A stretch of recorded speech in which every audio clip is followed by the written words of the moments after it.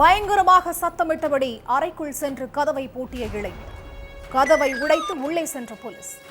நடுவீட்டில் கோடாரியால் வெட்டப்பட்டு சடலமாக கிடந்த கணவன் மனைவி. கொலையாளியை கையும் களவுமாக பிடித்து விசாரித்த போலீஸ். விசாரணையில் வெளியான பகீர் தகவல்.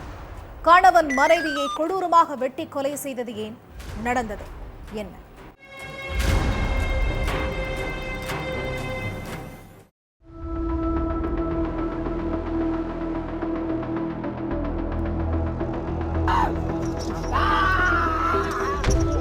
சிங்க்ரவுளி பகுதியைச் சேர்ந்த இளைஞர் ஒருத்தர் திடீர்னு சத்தமிட்டபடி அறைக்குள்ள போய் கதவை சாத்திக்கிட்டார்.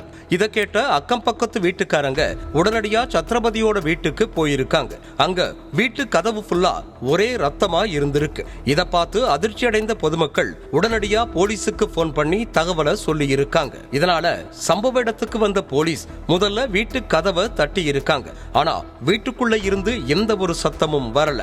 இதனால போலீசார் வீட்டு கதவை உடைச்சிட்டு உள்ள போய் பார்த்திருக்காங்க. அங்க நடு வீட்டுல 2 பேர் வெட்டு காயங்களோட உயிரிழந்து கிடந்திருக்காங்க. சடலங்களுக்கு பக்கத்துல இளைஞர் ஒருத்தர் ரத்தம் படிஞ்ச சட்டையோட கையில கோடாரியோட நின்னுட்டு இருந்திருக்காரு. இதனால அவரை கையும் களவுமா பிடிச்ச போலீஸ் அவரை கஸ்டடியில எடுத்து கிடுக்குப்பிடி விசாரணையில இறங்குனாங்க.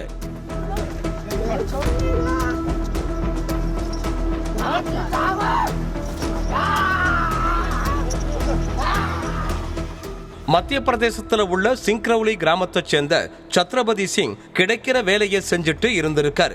இவருக்கு சமீபத்துல தான் கல்யாணமாகி இருக்கு. இவரும் பக்கத்து வீட்டை சேர்ந்த கேவல் சிங் மற்றும் அவரது மனைவி புல்மதியும் ரொம்ப க்ளோஸ் ஃப்ரெண்ட்ஸ்னு சொல்லப்படுது. கேவல் சிங்கிற்கு கடவுள் பக்தி ரொம்ப அதிகம். அதே மாதிரி பில்லி சூனியத்திலையும் ரொம்ப ஈடுபாடா இருந்திருக்காரு. இந்த நிலையில சத்ரபதி சிங்கோட வீட்டுல நல்ல விஷயங்கள் எதுவுமே நடக்காம இருந்திருக்கு. கேவல் சிங் பில்லி சூனியம் வச்சதாலதான் நம்ம வீட்டுல நல்ல விஷயம் நடக்கலன்னு நினைச்ச சத்ரபதி பக்கத்து வீட்டுக்காரங்க கூட சண்டை போட்டிருக்காரு. கணவனும் மனைவியும் எங்க கிட்ட நல்லா பேசிட்டு எங்களுக்கு எதிராக பில்லி சூனியம் வைக்கிறீங்க, உங்களால எங்க வீட்டுல ஒரு நல்ல விஷயமும் நடக்கலன்னு சொல்லி சண்டை போட்டிருக்காரு. அதுக்கு கேவல் சிங், எங்களுக்கு கடவுள் பக்தி ரொம்ப அதிகம், அதனால நாங்க எங்க வீட்டுக்காக ஒரு சில பூஜைகளை செய்வோம். நாங்க பூஜை செய்யறதாலதான் உங்க வீட்டுல நல்ல விஷயம் எதுவும் நடக்கலன்னு சொல்றது எந்த விதத்துல நியாயம்னு கேட்டிருக்காரு.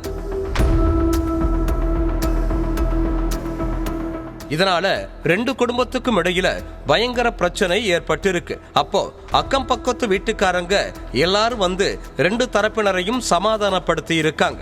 இதுக்கடையில சத்ரபதியோட மனைவி கர்ப்பமாகி இருக்காங்க. மனைவி மாசமா இருந்ததால கணவன் அவங்கள நல்லபடியா பார்த்துட்டு இருந்தாரு. அடுத்த கொஞ்ச நாட்கள்ல மனைவியோட கரு களைஞ்சிருக்கு.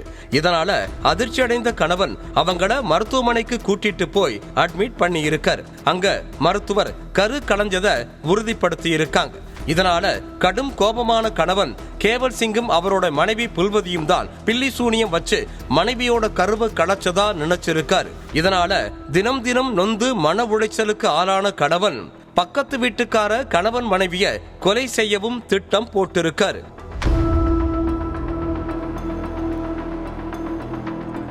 அதுபடி சம்பவத்தன்னைக்கு கேவல் சிங் கிட்ட நல்லபடியா பேசின சத்ரபதி, இன்னைக்கு சாயங்காலம் எங்க வீட்டுல குலதெய்வ பூஜை நடக்க போகுது, அதுல கண்டிப்பா நீங்களும் உங்க மனைவியும் கலந்துக்கிறோம்னு சொல்லி இருக்காரு. அதை நம்பி 2 பேரும் சத்ரபதியோட வீட்டுக்கு போய் சாமி ரூம்ல உட்கார்ந்து இருக்காங்க.